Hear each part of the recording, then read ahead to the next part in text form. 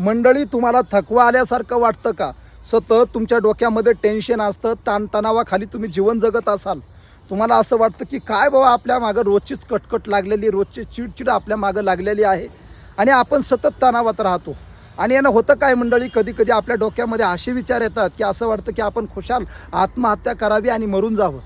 असे जर नकारात्मक विचार तुमच्या डोक्यामध्ये येत असतील तर मंडळी, मी तुम्हाला उपाय सांगणार आहे वेखंड नावाच्या वनस्पतीचा. हा उपाय जर तुम्ही केला ना तर तुमच्या डोक्यातले सगळे नकारात्मक विचार निघून जातील आणि तुमच्या शरीरामध्ये पॉझिटिव्ह ऊर्जा तयार होईल. फक्त मी जो उपाय सांगणार आहे तो उपाय तुम्हाला करणं गरजेचं आहे. मंडळी, उपाय करण्यासाठी हा व्हिडिओ पूर्ण पहा आणि चॅनलला सबस्क्राईब नक्की करा. मंडळी, वेखंड नावाची वनस्पती तुम्ही पाहिली असेल. ऊसाच्या पाचटीसारखी धारदार असणारी ही वनस्पती आयुर्वेद शास्त्रामध्ये अत्यंत महत्त्वाची मानल्या जाते.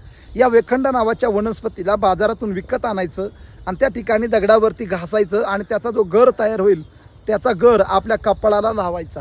जर आपल्या कपाळाला आपण चंदन लावत असं तर चंदनामध्ये मिक्स करून तो वेखंड वनस्पती आपल्या कपाळावरती आपण रोज लावायची. मंडळी, याने काय होईल, तुमच्या शरीरामध्ये जेवढी काही निगेटिव्ह ऊर्जा असेल ती सगळी निघून जाईल आणि सकारात्मक ऊर्जा तुमच्या शरीरामध्ये प्रवेश करेल.